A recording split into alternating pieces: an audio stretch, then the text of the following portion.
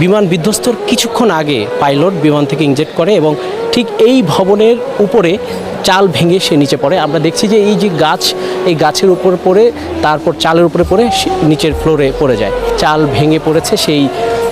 সেই দৃশ্য কিন্তু এখান থেকে দেখা যাচ্ছে। এই বিমান এই শব্দ হওয়ার পরে বাচ্চাদের উদ্ধার করবার চাই। আমরা পাইলট যেখানে পড়ছে, আমাদের টিচার ধরেন দুই রুম রুমে ছিল, ওনারা মনে করছে যে এই জায়গায় কোনো বিমানের অংশ হয়ে পড়ছে।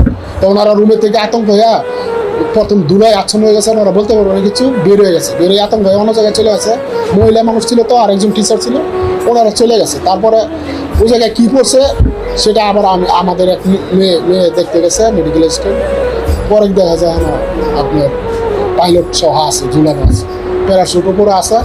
পাইলট আপনার ওই যে চেয়ার সহ আমাদের আর এরকম টেবিলের মধ্যে ঝুলে আছে। মাথাটা আপনার ওইভাবে কাতে হয়ে, আমি যে দেখলাম মাথা কাতে হয়ে আছে, মুখ দিয়ে একটু গেছে, আর কোনো ক্ষয়ক্ষতি হয় না। তারপরে আমি সেনাবাহিনী এবং আপনার বিমান বাহিনী যে অফিসার আছে ওনাদের খবর দিলাম, রেস্কিউ টিমে ওনারা উদ্ধার করে। তারপরে আমার এখানে আনছে, আমি প্রেশার পালস দেখছি, প্রেশার আছে 160 ছিল প্রেশার, আর পালস আছে। পরে আমি এটা বলার পরে সাথে সাথে ওনারা বিমান বাহিনীর লোকজন আপনার নিয়ে গেছে, বিমান হেলিকপ্টার করে নিয়ে গেছে।